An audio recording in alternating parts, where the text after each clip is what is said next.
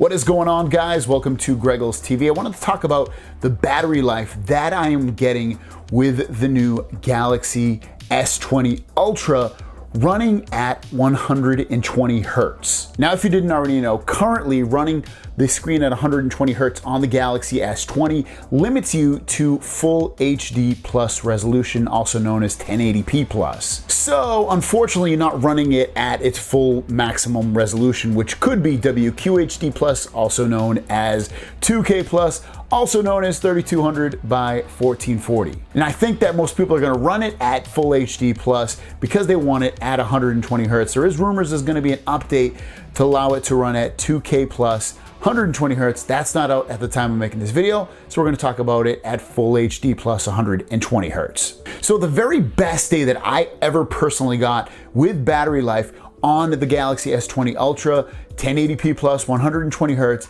I got 8 hours and 46 minutes of battery life. Completely crazy. And I feel like I could probably get that every single day, if not more, if I was basically only looking at my screen all day and not really, turning it off and doing phone calls and, listening to audio and walking. But if I was literally just looking at the screen, I definitely feel like I could achieve that every single day without an issue. But on a more regular basis of using this phone and looking at the screen sometimes and maybe doing a video chat and playing the occasional game and using the camera to record videos and take photos and again, listen to audio going on walks that tally up to possibly up to 2 hours of walking per day. Obviously, you're gonna use battery life and some of that stuff the screen's not gonna be on, so it's not gonna tally up to that big amount of screen on time. So after that big initial 8 hours and 46 minutes of screen on time that day,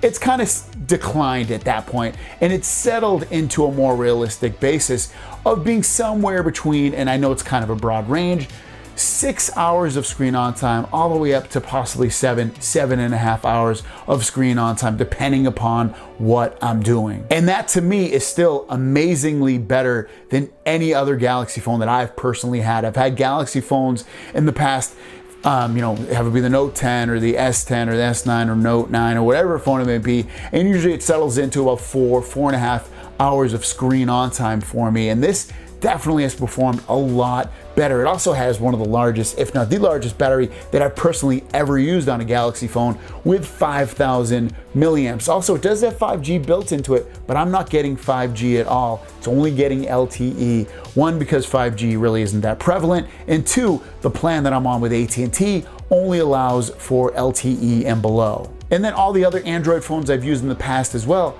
I would most likely still give it to the Galaxy S20 Ultra. I've got an amazing battery life compared to any other Android phone I've personally ever had. Now I compare it to an iPhone, I've gotten very similar results with the iPhone in the past. With the iPhone 11 Pro Max, I was getting really good battery life. I was getting over 6 hours of screen on time, up to 7 as well. So that gives amazing battery life as well. So I'd probably give that the iPhone 11 Pro Max and this phone probably equal heading in terms of battery life. Now the iPhone doesn't run at 120 Hertz and it only runs at 2K plus on there, but still this has the ability to run at 1080p 120 and also the 2K plus resolution. So again, it's just, in Android phones I just personally like better anyway. So amazing battery life thus far with this phone. Let me know in the comments down below what kind of battery life you're getting with the Galaxy S20, S20 Plus, or S20 Ultra running at 1080p 120 Hertz. Thanks for watching. See you down the road. Peace.